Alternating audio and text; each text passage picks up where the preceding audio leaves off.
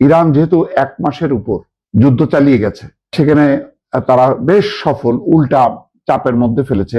এখন ইরানকে রাশিয়া এবং চীন সহযোগিতা করছে না। যুদ্ধ যে কি ভয়াবহ পরিস্থিতির দিকে যাচ্ছে সেটা নিশ্চয়ই দর্শক বুঝতে পারছেন, যে এখন শুধু ইরান ভার্সেস যুক্তরাষ্ট্র ইসরায়েলের মধ্যে সীমাবদ্ধ নেই, এটার একটা বিস্তৃত রূপ ধারণ করেছে। এখন বোঝা যাচ্ছে রাশিয়াও এই যুদ্ধে যোগ দিচ্ছে। রাশিয়া তার উন্নত যেই ড্রোন, সেই ড্রোন নিয়ে হাজির হচ্ছে। খবরের শিরোনাম হচ্ছে, ইরানে উন্নত সংস্করণের শাহেদ ড্রোন পাঠাচ্ছে রাশিয়া। এখন রাশিয়াও পাঠাচ্ছে। ইউক্রেন যুদ্ধে ব্যবহৃত শাহেদ ড্রোনের উন্নত সংস্করণ ইরানে পাঠাচ্ছে রাশিয়া। মার্কিন এবং ইউরোপীয় কর্মকর্তারা এই সপ্তাহে বার্তা সংস্থা এপিকে এই তথ্য জানিয়েছে। মূলত ইরানের তৈরি অত্যাধুনিক শাহেদ ড্রোনই ইরান যুদ্ধে ব্যবহার করে আসছিল রাশিয়া। তবে এই ড্রোন এখন জেট ইঞ্জিন, কৃত্রিম বুদ্ধিমত্তা বা এআই নেভিগেশন, উন্নত জ্যামার প্রতিরোধী ব্যবস্থা এবং স্টারলিংক ইন্টারনেট ডিভাইস যুক্ত করে আরো শক্তিশালী করেছে মস্কো। সেই উন্নত ড্রোনই এখন তেহরানে পাঠানো হচ্ছে। তার মানে বুঝতে পারছেন ড্রোনের আঘাত। যে ড্রোনটা শাহেদ ড্রোন, সেটা হলো রাশিয়ার। সেই ড্রোনকে আরো শক্তিশালী রূপ দিছে রাশিয়া, সেই রাশিয়া পাঠাচ্ছে। আগে ইরান ইউক্রেন যুদ্ধের জন্য রাশিয়াকে পাঠাতো এই ড্রোন।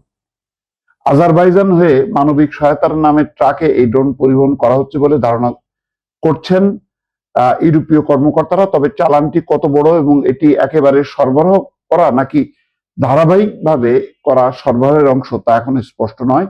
তবে ক্রেমলিনের মুখপাত্র দিমিত্রি পেসকভ এই খবরকে মিথ্যা বলে উড়িয়ে দিয়েছেন। অন্যদিকে হোয়াইট হাউসের মুখপাত্র অলিভিয়া ওয়েলস বলেন, অন্য কোনো দেশ ইরানকে যাই সরবরাহ করুক না কেন, আমাদের অভিযানের সাফল্যে তা প্রভাব ফেলবে না। তার মানে এগুলিকে ইরান আমেরিকা পাত্তা দিবে না। যুক্তরাষ্ট্র এবং ইসরায়েলের হামলার পর 1 মাসের বেশি সময় ধরে মধ্যপ্রাচ্যে ড্রোন হামলা চালাচ্ছে ইরান।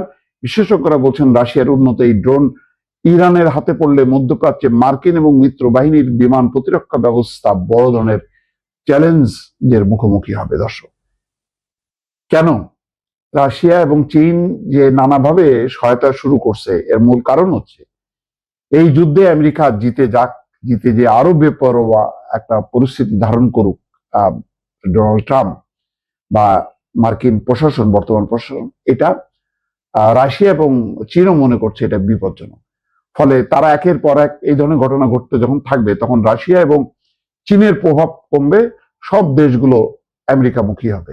সম্ভবত এই পরিস্থিতি চিন্তা করে ইরান যেহেতু 1 মাসের উপর যুদ্ধ চালিয়ে গেছে, সেখানে তারা বেশ সফল, উল্টা চাপের মধ্যে ফেলেছে। এখন ইরানকে রাশিয়া এবং চীন সহযোগিতা করছে নানাভাবে।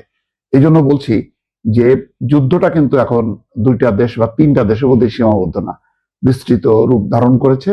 ইতিমধ্যে আজকে থেকে হুতিরা ইয়েমেন থেকে আক্রমণ শুরু করেছে। লেবাননের বিভিন্ন শহরে হিজবুল্লাহ এবং ইসরায়েলি বাহিনী মুখোমুখি যুদ্ধ করছে। ইরাকে মার্কিন ঘাঁটির উপরে ইরাক সমর্থিত যে বিভিন্ন সশস্ত্র গোষ্ঠী, তারা হামলা চালাচ্ছে।